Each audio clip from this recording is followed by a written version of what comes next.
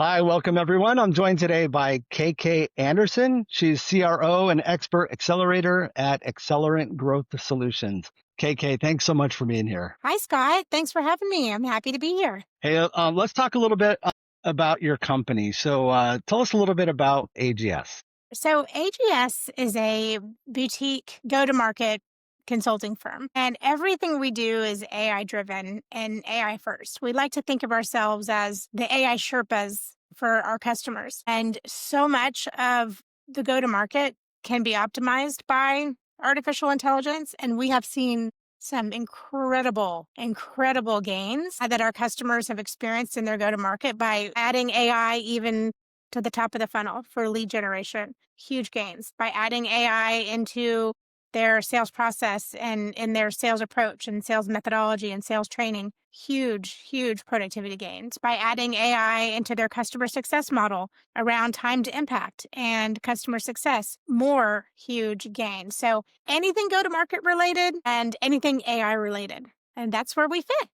Yeah, very cool. So what brought you to AGS? Are you one of the I'm one of the originating members? co-founders of AGS, and there's a few of us. I met Mark Petruzzi, who's also one of my co-founders and the CEO. I met him several years ago. He actually wrote two really awesome sales books. One of them is called Selling the Cloud, and if anybody wants a copy of it, you can download a free like Kindle version or ebook version. I'll send it to you to put in the notes.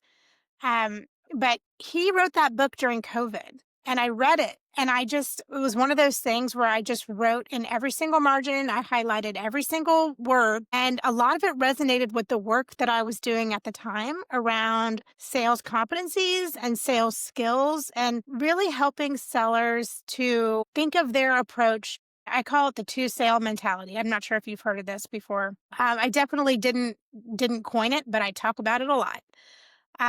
But the two sale mentality is the idea that every opportunity you have is really two sales. The Okay. first sale is getting the customer to articulate the pain or the problem that they have, right? And then the second sale is why you and why now. And so many sellers out there, and I've been doing this for 20 years, they go at it starting with the second sale and they cut themselves off at the knees. Because if for some reason, that's not a problem that they have or something that they want to fix, then it's not going to resonate. And Right. so that two sale mentality is something that I've really been thinking about and focusing on. When I read Mark's book, it was just perfectly aligned with all of my beliefs. And so we struck up a great friendship. And then when I left my old company a couple years ago, I called him up and I joined his band. Nice. Yeah. Yeah, I think so many people forget about the discovery process.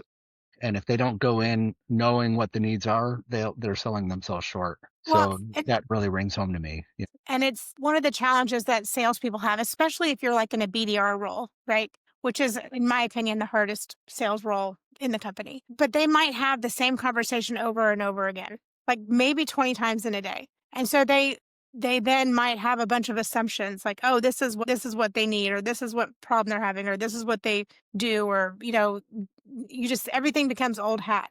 But what we have to get really good at is asking good questions so that the customer is the one articulating it and they basically talk themselves into needing your solution. Like you could potentially sell your solution without even talking about what your solution is. Yeah.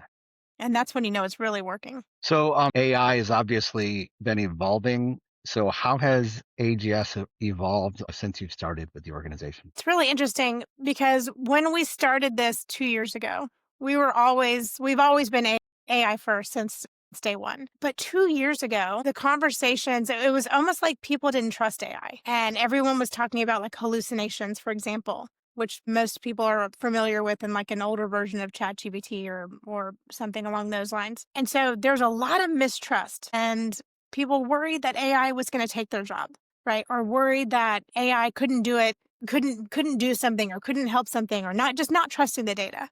And so I felt like in the beginning, we spent a lot of time giving people the confidence in understanding how AI works, what the different types of AI were, what super intelligence is. It was a lot of education. But now, even just in the last like 6 months, it's like everyone is like, I'm on board. I got it. Like I'm in, I trust it. And so we don't have to spend as much time talking about, what AI is or how it works or why you shouldn't be afraid of it. And now it's more around how do we, from a salesperson perspective, how do we enable a seller to have super intelligence in their back pocket? Because a seller with super intelligence will outperform one without it any day of the week. Yeah, yeah. So it's been interesting. I've been involved I've been in healthcare training for the last few years, and been with organizations that have been interested in AI, but kind of afraid of AI, especially in a highly regulated industry. Like, well, what's it going to do? What's it going to say? What's it going to teach? I don't know. We're a little afraid, but they're very interested in exploring it, but never kind of pulling the trigger. What are you doing to get companies now to really give it a try, to explore the space? So our philosophy at AGS is around a a two-step approach, which is just diagnose and then quick wins, right? And so I think we help them kind of diagnose their situation, look at the broader picture, figure out strategically like what's the highest priority, and then we enable AI from there, right? So if the highest priority is around expanding existing accounts, then we'll hone in and focus there on, what tech are they currently using? What could AI enable? What tech could we phase out? And so we just help them think through that strategy. For sales teams, like probably our most popular AI platform that we partner with is called Collective Eye. Have you heard of them? I have heard Collective Eye. Yeah, they're incredible. It stands for collective intelligence. So it's collective in the letter I. But for them, that's super fast because we partner with them to offer this thing we call it 2-week forecast fix. And it's free. So, you essentially hook it up to your system and right away you see like the productivity gains and you see the forecast. And so that's an easy way to start because it's, there's no cost. So we're always looking for ways like that. Like what can we do to do a quick diagnosis and then where can we get the fastest wins? And I think that's the other thing about AI is that now where we all have AI in our hip pocket, even if it's just a chat GPT, right? Or Grok or Copilot, we're not as patient as we used to be. Yeah, We want things and we want them now, right? And so an AI enables us to do that. yeah, absolutely. So how are you going about reaching your customers and acquiring new clients? So another interesting kind of market shift that we've seen. It's funny because let me just say this. So, 10 years ago, the average enterprise seller had a quota of $1 million, right? $1 million a year. And it's 10 years later and it's still $1 million a year, right? And, half of salespeople still aren't hitting their quota. And it's still it's 10 years later and that hasn't changed. And now the only difference is that now we have a million different, technologies available to us to supposedly help the sellers. So, there's a lot of noise in the market. There's a lot of automation. I get 200 emails a day and it's like, someone took a rifle and just like fired an AK whatever and fired emails into my inbox. None of them are resonating. None of them are relevant. Even calls. I'm getting calls and robodials, all the time. Yeah, And so what's interesting about the market today is that we're going back to what worked in the beginning, right? Which is relationships. It's almost like a BDR needs to think of themselves like their own little mini brand, like the content they put out on LinkedIn, the way that they talk about what they're doing, their passion, their authenticity, like that is becoming more important than ever. Right. And so when you call someone, it's that connection. It's something that shows like, hey, I looked you up, I researched you. And it's not like hook 'em horns, we went to the same college. It's like, hey, I saw that I had a customer this last week in the UK and we looked on we were doing a coaching call. We looked on a prospect's website and we saw that they had 2 blog posts about their budding Gen Z engineers. And we were like, that's so cool. And so the seller that we were working with picked up the phone, called the head of engineering and said, hey, I saw that article about your Gen Z engineers. That's amazing. We do a lot of lunch and learn programs. I'd love to come and run a session for your Gen Z engineers and help you, yeah, right? cool. Slam dunk, Yeah, right? that's So it's awesome. hyper personalization, relationships. kind of going back to the basics. Cool. So you're using that way to connect with someone, looking them up, finding something in common, something you can help with, and offering that as a But and solution. you can use AI to do that, right? Like in that collective eye, that's kind of my favorite because the research is incredible. It's free for sellers to use. Like if you do like an enterprise or a program for your team, obviously there's a license fee for that. But anyone, like you could go on right now and download a free version of Collective Eye, and they have a chat bot inside of it called Telly, short for intelligence. And so that's my favorite thing to do is to go into Telly and ask questions around, very specific for that company. Like what's happening at, NOV right now? Right. And what would the director of engineering at NOV be thinking about right now? And you can get some of your favorite prompts. I've got some frameworks that I'm happy to share with your audience if you'd like. Get some of your favorite prompts and then just use those before you pick up the phone and call someone. You've got an immediate hyper personalized talk track that says, "Hey, I thought about this. I thought Very about cool. you, your problem," that kind of thing. Yeah, I love that. I'm definitely gonna look into Collective Eye a little further. Yeah, that's a Yeah, great.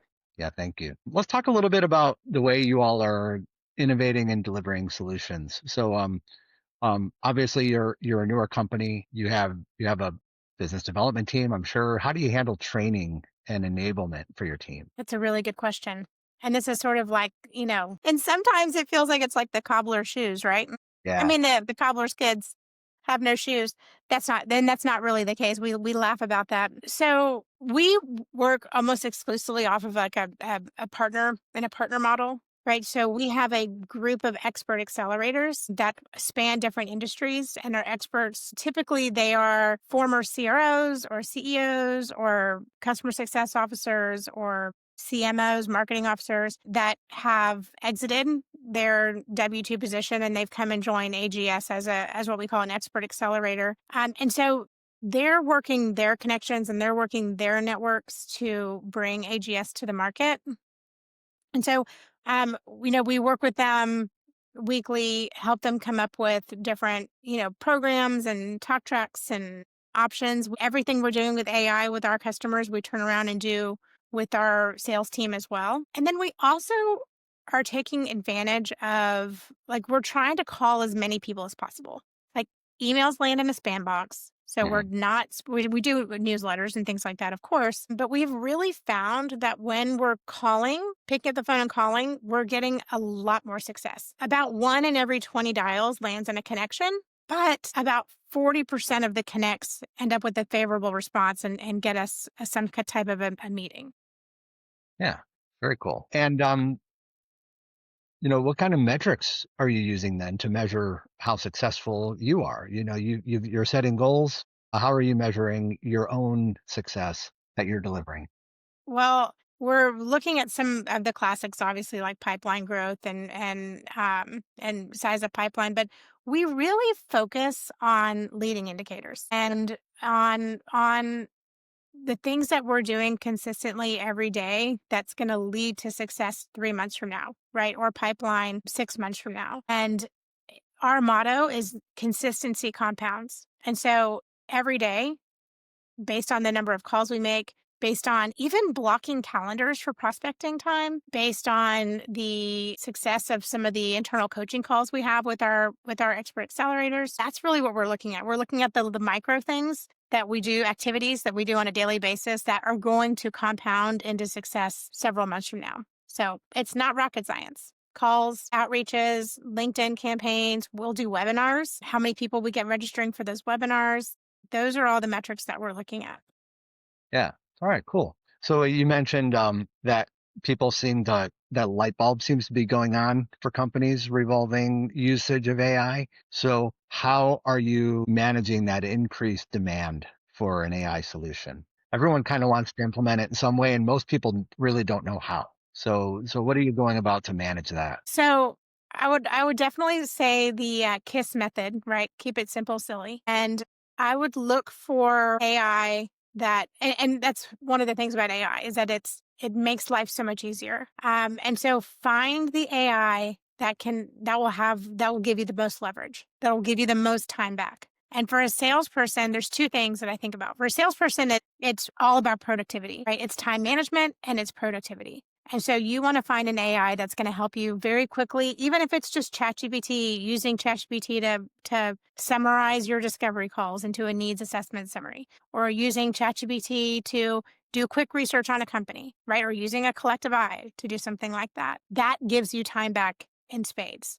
You could even, you could even load up just on the call I had before this podcast recording. We were doing strategy around market expansion into a new vertical. And, we uploaded a HubSpot contact list into ChatGPT to aggregate the titles and the needs of those segments. And then ask ourselves, like essentially anything you would ask a sales coach or you would ask, a strategist, you can ask AI, you can have conversations, and that will help you go faster. So from a seller perspective, it's all about those productivity gains. Now, for a leader, it's all about focus. So use AI to, if you have your sales team, you're managing a team of 10 people and you've got 75 ops in the pipeline across your 10 people or 100 ops or however many opportunities, it can be overwhelming for a sales manager because they then have to take that up to their leader and say, here's my call the ball. Like, here's what I'm forecasting for the month. And a lot of times what they're forecasting is based on what they're hearing from their team. And sometimes that's happy ears. Sometimes it's a bunch of excuses. Most of the time it's just downright inaccurate. And Right. so if I'm a sales leader today, I'm turning on AI so that I can have immediate, predictable forecast to know exactly what's closing and what my odds are that it's going to close. That is what I'm using AI for. Yeah, that's awesome. I love that. That's the kind of solutions that I think the companies you're servicing are really looking for is Yep. how they can Predictability. find productivity management. How do they get more effective, more efficient? So that's really cool. Hmm. Good insights there. Thank you. Let's talk a little bit about your market a little bit. So you have a client coming on. Obviously, they're looking at something that might be completely new to them. What kind of resistance do you typically face when you're implementing a new solution with a company you're onboarding? So I would say customers want like I mean ideally, like and this is human nature. They want to be able to just snap their fingers and have their go to market fixed, right? Or have 10 leads or 10 accounts or whatever it is that they're trying to go for. And optimizing a go to market is a process, right? It's not a problem. And it's something that just expectation wise, like you have to understand that it's consistency that compounds. And so you're building a revenue engine and it obviously works, right? We know that it works, but it does take some time to get it going, right? You've got to warm up the engine. You gotta, it's every single day, it's testing. And so if you're I always say this, if you're an entrepreneur, your number one job is marketing. Your number one job, you're running a marketing company. No Yeah, matter what it could be a software company, it could be a healthcare company, it could be a financial services business. It doesn't matter. Your number one priority is marketing because you've got to rev up that engine and then you've got to keep it going. And so I would say objection wise or pushback wise, they're like, how long is this going to take? And it's different for everyone, but you have to kind of manage your expectations and wait for the compounding effect of the consistency that you're putting into that work every single day. And you got to yeah. stay the course. So you mentioned objections. How do you handle the objections when they do come up? How are you helping your team manage So, them? yeah. So the best objection is the one that we never have. Right. And so as a sales organization, and we work with our clients to do the same thing in their sales methodology and their sales process. But as a sales organization, we try to get ahead of we call them obstacles, right? Because if they happen before or early enough in the sales process as obstacles, and sometimes I even refer to them as the dominoes. Yeah, And so when I'm in a discovery phase or an early stage conversation with a potential client, I'm thinking to myself, what objections might they have? What obstacles, what dominoes, like what might they be thinking? And I want to document all of those. Heck, I can even use AI to sort of help me think through those as well. yeah, And then you want to bring it up before they do. You want to integrate it into your talk track and let them know like, hey, you might be looking for XYZ. The reality is this is how long it takes and here's why. And here are some signs that you're on the right course, right? And so whenever it gets to the point that where the objection might get thrown up, it doesn't because you've already covered it in your sales process. Yeah. Yeah, very cool. We in a couple of training roles I was in, we called them sales issues, and we talked about strategies to prevent the sales issues. So anticipate the issues before they arise. If you can handle objections before they arise, it's much better than getting somebody so far down the selling process and then they come up with these big blockages, that stand in the way of getting them to buy or prescribe or adopt that solution. Yeah, Mm, 100%. preventing sales issues is a great strategy. I love that you're implementing AI in that as well. So many people just they know the AI is here. They know that there are solutions out there to be had, and they really don't know how to go about that. And you've It's named a all number about of them. using it to Yeah, create leverage. yeah, I love that. Even in, our the principal of this school where my daughter is, she's a sophomore. They had a meeting last night about AI in education. And of course, we don't want to be using AI to write the English essays. We need their brains to go through that muscle building process of Yeah, learning how to do something. But I was happy to hear that they're allowing them to use AI for some brainstorming and for some reference to help enable them to be smarter, right? To work smarter in some of those areas. I think it's going to be just incredible what AI does in our whole society. It already has. So they're comparing it to the steam, when the steam engine was created yeah. back in the day. Yeah, absolutely. The innovation that we're seeing now is it seems almost like it's getting away from us in some way, with the advancements and what it's capable of now. You know, I guess that's a whole different Say that. podcast conversation. Yeah, well, there will always be a human element of it. Yeah, And a human will always be in charge of it. Right. And so when you think about the human side of it and you think about kind of the AI robot side or agent side or super intelligent side, my advice would be, lean into how can this tool make you smarter, make you faster, make you more effective, make you more productive, make you more consistent, like make you a better person. yeah, And when you think about AI that way, it's exciting and it's exhilarating. And it's like, you can't wait to get started. If you face it or think about it from a perspective of, oh my goodness, AI is taking over every job, AI is changing everything or whatever, whatever the thought is, right? All the fears, then and you're going to be hampered by those limiting beliefs. So as we see like the growth of AI happening more and more, how do you see your service offerings evolving over the next 6 months or even a couple of years? So we think of ourselves as enablers, right? We're enabling organizations on how to better use AI so that they can do all those things that I just described, smarter, faster, more productive, more effective, quicker times to market, decreased margins, shorter sales cycles, higher deal sizes. Like these are the things that we're thinking about. How do we enable? And so we want to kind of hold the human's hand, if you will, through this journey of leveraging and using AI in all of the different processes within their go to market. So what do you see as the next big challenge in B2B growth? The next big challenge in B2B growth, I think it is going to be cutting through all the noise because everyone says that they're AI and a lot of times they're just machine learning. Right? Everyone says that everyone's trying to be all things. And so I think it's going to be hard for people to be able to cut through the noise and the spam, right? I think that's the biggest challenge. So I think it's going to be the trend is going to be toward education. It's going to be, something I say every single day is serve over sell. When you're engaging in a conversation, is how can I help you? It's really going back to basics. So where can people learn more about AGS and the services you guys offer? Sure. Well, there's a couple things.